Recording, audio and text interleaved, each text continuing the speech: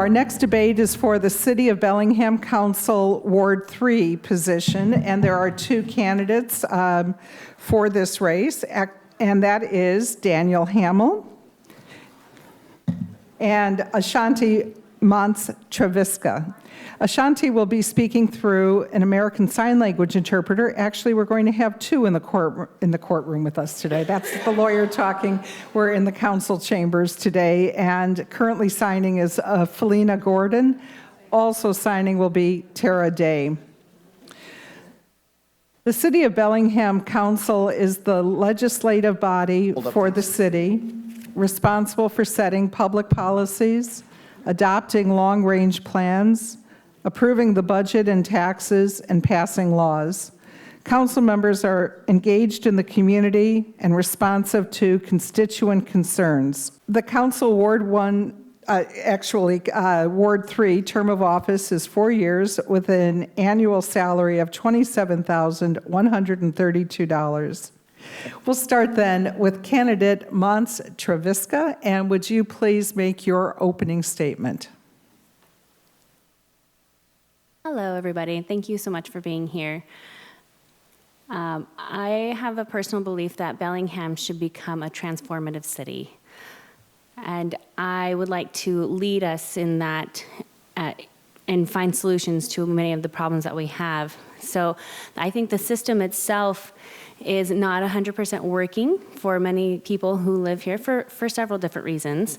And also, I love the African philosophy of if you want something to go fast, then you might have to go alone with that. If you want to go far, you need to go together as a group. So we're in this together. And I recognize that there are a lot of different issues that we've failed to see even so far because of our educational system or just because we haven't had the right information. So my campaign is really built on 4 things. The first is, again, transformative justice, decolonization, decentralizing these issues, and nutritive culture, and taking care of the environment through stewardship. So those 4 things are goals that I've built to help Bellingham become more of a community that's taking care of each other, taking care of the planet, and I think people on the planet need to come first. Thank you. Candidate Hammill. Thank you, League of Women Voters, for hosting this forum today. Bellingham faces incredible opportunities and challenges as we continue to grow. We need to continue on the pathway of building a fair, equitable, and accessible city for all residents. In 2012, I was the campaign manager for the Bellingham Home Fund that delivered over 700 units of affordable housing. Last year, voters overwhelmingly approved that measure again. Over 40% of our residents are asset-limited, income-constrained, and employed, yet only 7% of our housing is affordable. I will continue to increase access to affordable housing. I'm the only city council member to have voted twice against the failed jail initiatives. I believe in prevention, intervention, treatment, and aftercare. That's why, along with the hospital, county health department, opportunity council, mayor's office, I started the GRACE program. That is a direct response to homelessness, mental health illness, and substance use disorder. GRACE, or ground level response and coordinated engagement, is treating people and getting them the help that they need. I voted to approve one of the most aggressive climate action plans in the country. Climate change is real, it's caused by human beings, and we need to do our part at the local level to address this threat, this existential threat to people and the planet. I've been a leader in supporting every protection for Lake Whatcom, the drinking water source for over 100,000 people. I voted to purchase over 2,000 acres on Galbraith Mountain to protect that mountain from further development. I will continue working with the port to ensure that a vibrant and accessible waterfront is developed, and I'll continue to work with our partners at the county and state legislature to address homelessness and affordable housing. Thank you. So the first question will go to candidate Monts-Treviska. And candidate, please explain why you believe the process is or the process for developing the waterfront is or is not on the right track? And what contributions do you want to make as the plans move forward?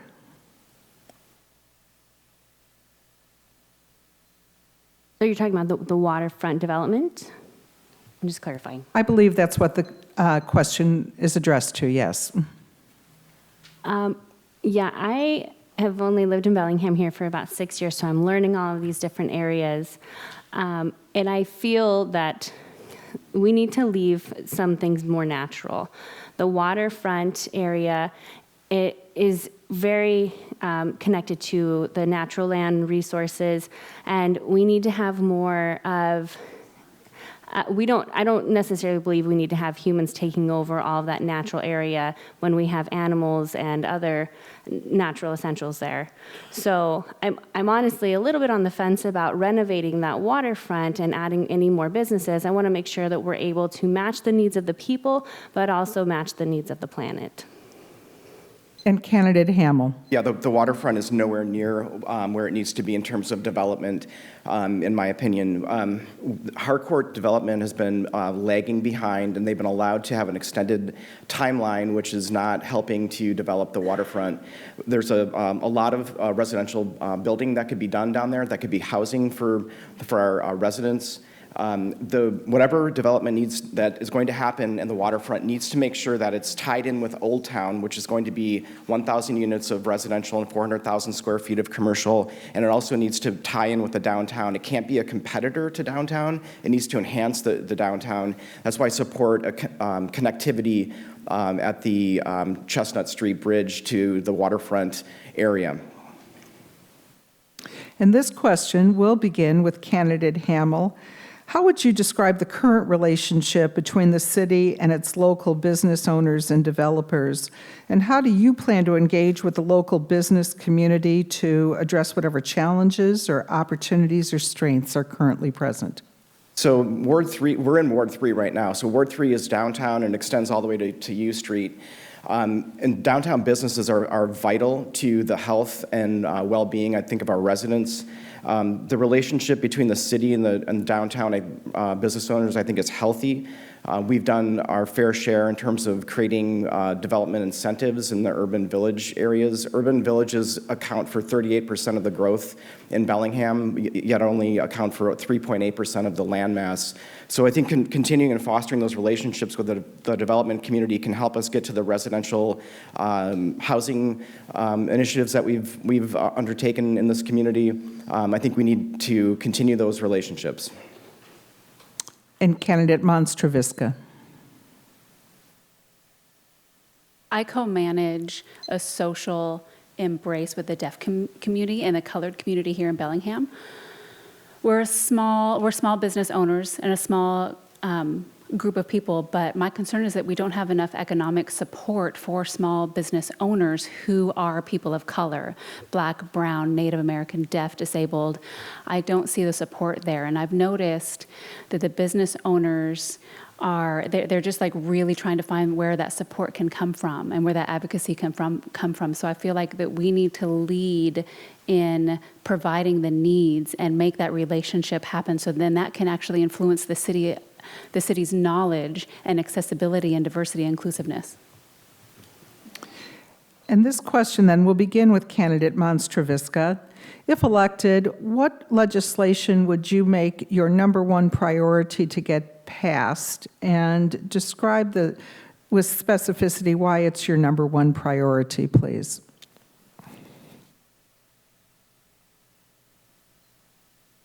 The priority actually would be accessibility and inclusivity. The deaf community here doesn't actually know what's going on with legislation and the laws and the policies that are being made. So I want to make sure that there are caption access and ASL interpreters available so that they can come in and provide their feedback, but also know what's happening in Bellingham.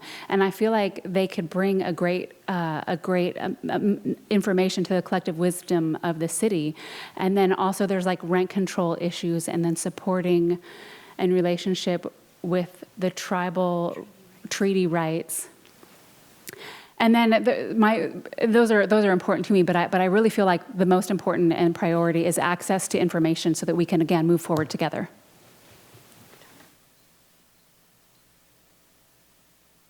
And candidate Hammill. I serve as the city's representative, one of the city's representatives on the incarceration prevention and incarceration, or prevention and reduction task force. I see people that are entering the system as adults that should not even be in the system. So I've been looking upstream. 3 weeks ago I was in Denver, and 2 weeks from now I'll be in Boston discussing children's funding initiatives. I believe firmly in bringing forward a policy in 2021 of a children's funding initiative that would provide for universal childcare, universal pre-K, and family and parent and child therapy and interaction, because that turns the spigot down at the front end of life. I believe in investments in prenatal, postnatal, and birth to 3, and I'll be bringing that forward. And beginning this time with candidate Hammill, what strategies or options do you see as alternatives to a large, low-barrier shelter for our homeless population? I serve on the Homeless Strategies Work Group that is led by Councilmember Buchanan from the County Council. I serve on that group with Councilmember Lillquist and the mayor and others.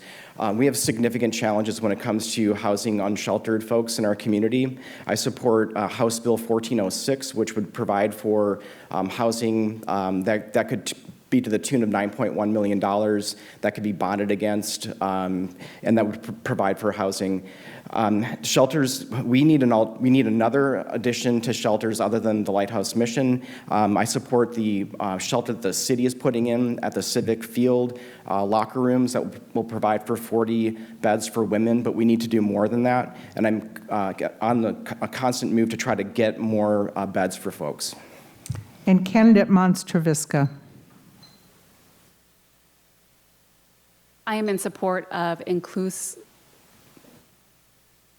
zoning, ADU, the tiny homes, a co-op housing program, or social housing program.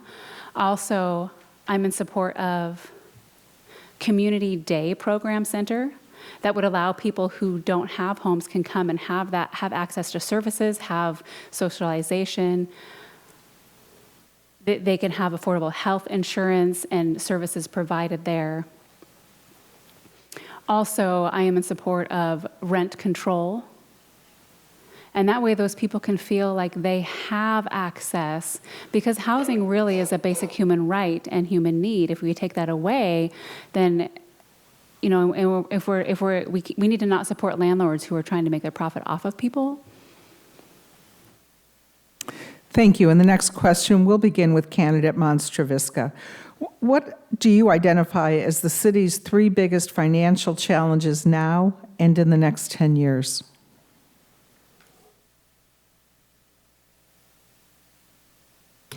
I think the first biggest financial challenge would be the affordable housing issue, that we've been discussing already. Accessibility, following the Americans with Disabilities Act, and also transportation for the deaf and disabled community, making sure that they have equal access to that. And I feel that that's actually kind of related to the third one, which is the climate issue. So I think those are the 3 top financial challenges that we face. But I'm also in support of an economic reinvestment plan for impacted communities, smaller communities, underrepresented communities. I would support that as well. And food and agricultural support, making sure that, especially in Birchwood. And candidate Hammill. The largest capital investment that the city of Bellingham will make in our lifetimes will be the wastewater treatment plant at Post Point. It's $160 million. That is pursuant to the climate action goals that the city council and the mayor have put forward. That is by far the largest carbon footprint contributor. The other pieces would be the annexation phasing plan that will bring in Alderwood. We're bringing that in right now. We brought in Dewey Valley last year. We have 5 urban growth areas that kind of ring the city. Bringing in those land masses will require new fire and new police. And fire department uniforms make $100,000 a year, and police make $105,000 a year, and those create a continuous bow wave into the future. And then the last item would be for housing. And specific to housing, starting with candidate Hammill, Oh, I'm sorry, I missed that. So please state your challenge. So one of my concerns about the police investment is that the community members, especially people of color, deaf, making sure that it's easy for them to get racial profiling. So I want to make sure that we provide the correct training. We don't want to increase harm by the police and brutality. So I want to make sure that people are aware that not a lot of community people feel safe around, specifically law enforcement.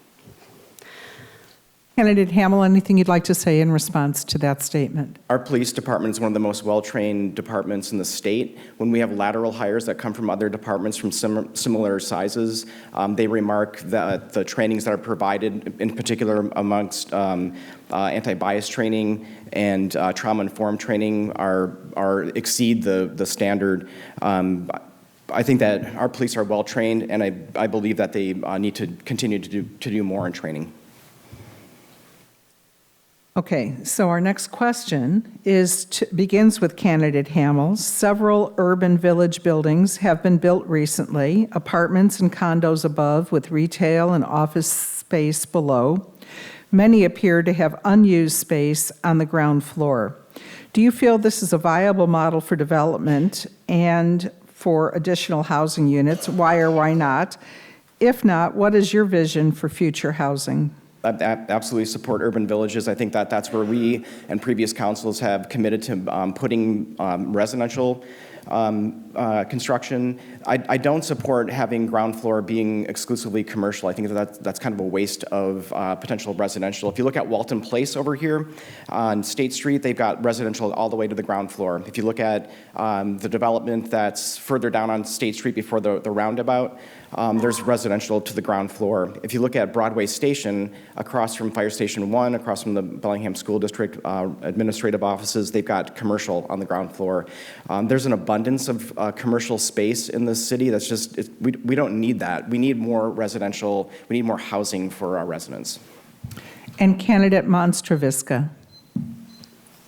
Yeah, like I said before, I'm really in support of creative housing options and different opportunities. For example, if there is space that's not being utilized, then we can maybe set that up for small businesses to take advantage of that space. That way they can live there, but also they're not having to worry about rent and paying that as well. And plus, I also am supportive of, other creative ideas, like, for example, the social housing that builds up on top of each other. Mm-hmm.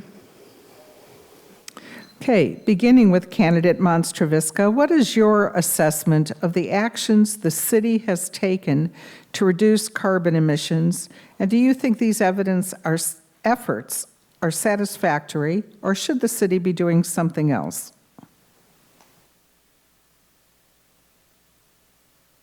So my personal feeling on it, I think the city can do more to reduce the carbon emissions. For example, maybe thinking more of how we can represent those underrepresented communities for making sure that they're able to adhere to these carbon emission changes, making sure, and again, making sure that people don't rely on having a car to get around, what kind of transportation opportunities they have. I am in support of the plastic bags bans. Yep, I'm sorry. But I'm in support of that, but I want to make sure that disabled people still have access to, for example, plastic straws for their healthcare needs. And again, a variety of different things I think we can do to reduce our carbon emissions, for example, walking, biking, and improving those structures.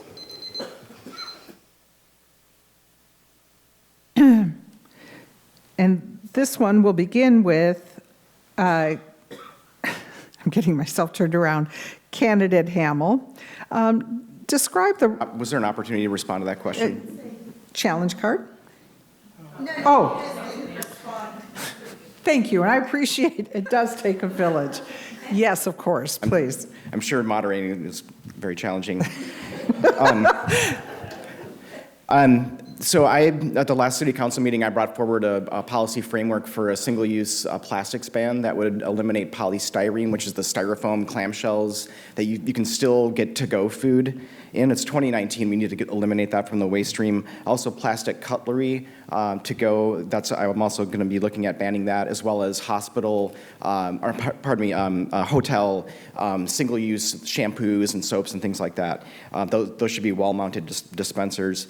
I do believe that the city's on the right track for climate change and working towards eliminating the carbon footprint, again, with the wastewater treatment facility at Post Point. The city won a governor's award for our transportation implementation plan.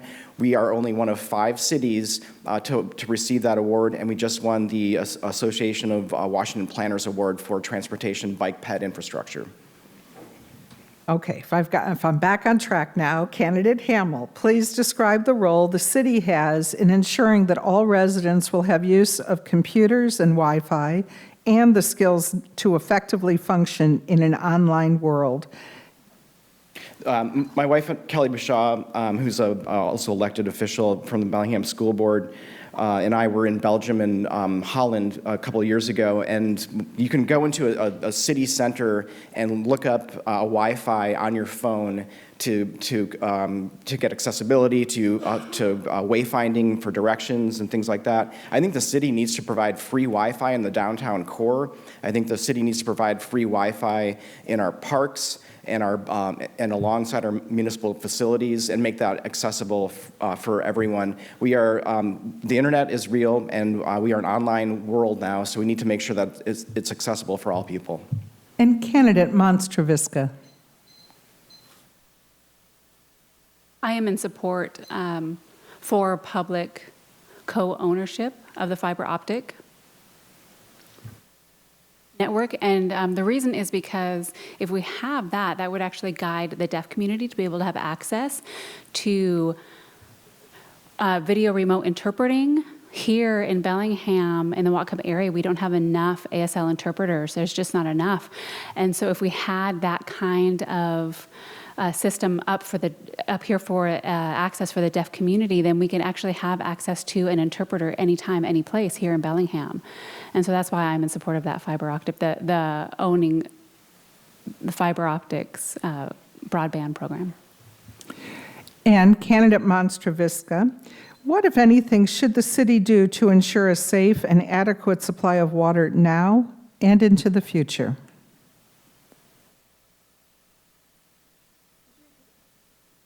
What, if anything, should the city do to ensure a safe and adequate supply of water now and into the future?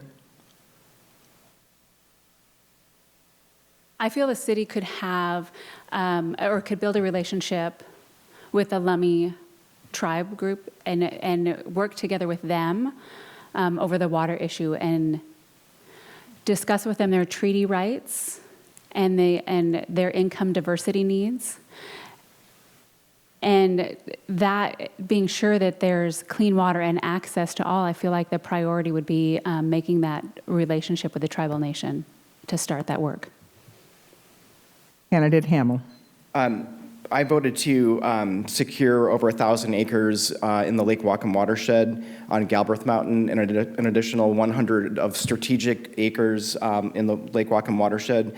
I support the Aquatic Invasive Species Program. That's a boat inspection program that inspects boats for zebra mussels and things like that. I don't think boats should be on Lake Whatcom at all, but we only control 5% of that lake, so it'd be a county, city coordinated effort to get the boats off the water. I support the homeowner incentive program. That's the program that incents folks to create rain gardens in their lawns that are along the lake and along lakeshore properties. It takes about $100,000 to prevent 1 pound of phosphorus from entering the lake in capital projects, but only costs $45,000 per pound when we do the homeowner incentive program. So I really support that program. And now for our final question, and it will begin with candidate Hammill. What should the council's strategy be when it comes to bolstering future economic development and vitality across Bellingham?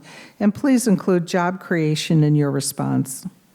So we have a deficit in our workforce when it comes to those who work with our most vulnerable populations. So people with mental health illness or substance use disorder are making probably $20 an hour. Our police officers make $105,000 per year. I believe that our healthcare workers should make at least that, because they are, every day they go into trauma, they work with people who are experiencing trauma, and I think that the city can work with the state legislature to provide for funding to create a livable wage for those healthcare workers. That is an emerging sector of our economy, and I think that we need to support it. And candidate Monts-Treviska.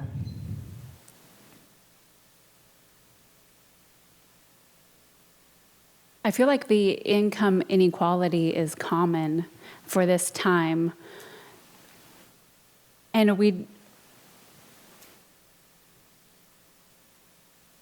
I think we're focusing too much on profit, and then we're not using that money to give back to the community and to kind of change the balance of power with the people. And so I feel like what do we need to do about that, and what solution would work? I'm actually really in support of a circular economy. And that would keep the money in the community and going between the people in the community, and then that would take care of those basic needs and of the income of the people across the board. And so I would like to focus on that and make sure that and take care of everything on that level. And so then there's access to employment without discrimination, and use that moving forward. And now for our closing statements, beginning with candidate Monts-Treviska.